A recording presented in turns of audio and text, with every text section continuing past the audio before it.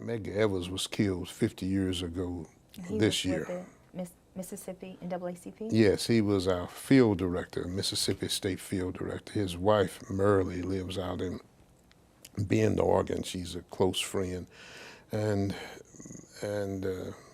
But this year marks the 50th anniversary of Medgar Evers' assassination, which was before King's assassination. He left the NAACP meeting one night. Let me tell you that story real quick. There's a gentleman by the name of W.C. Patton who has since passed. Mr. Patton headed our voter empowerment campaign, lived in Birmingham, Alabama.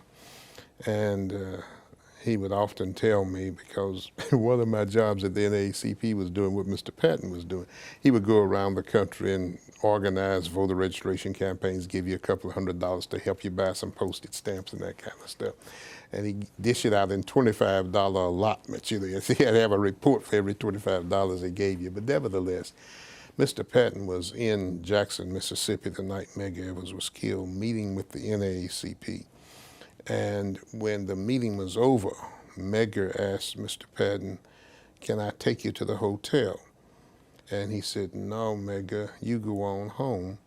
There are a couple of members of the branch who go right past the hotel." And when Medgar Evers went home, there was an assassin waiting in the ditch across from his house. He got out of his car, shot him in the back. And I've seen those pictures 1,000 times of the blood, how he crawled from his car to his house, children in the house. Merle tells that story so dramatically. But Mr. Patton often said, "John, I wonder if I had Medgar drive me drive me to the hotel, would he still be alive today?" No doubt the assassin would have still waited on him. But it's just that idea that the meeting as it ended, he offered to take Mr. Patton home, and Patton said, "No, you go on home." But for NAACP people, it was like you killed one of their own, one of their brothers, somebody in the family.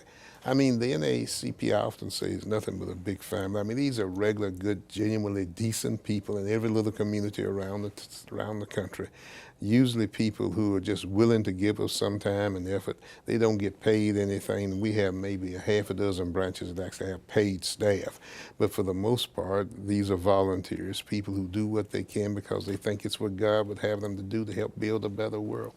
And so when somebody takes the life of a volunteer like that, Medgar was being paid as a field director, paid very limited funds, I should say, but nevertheless, it just sends a cold chill all throughout the movement.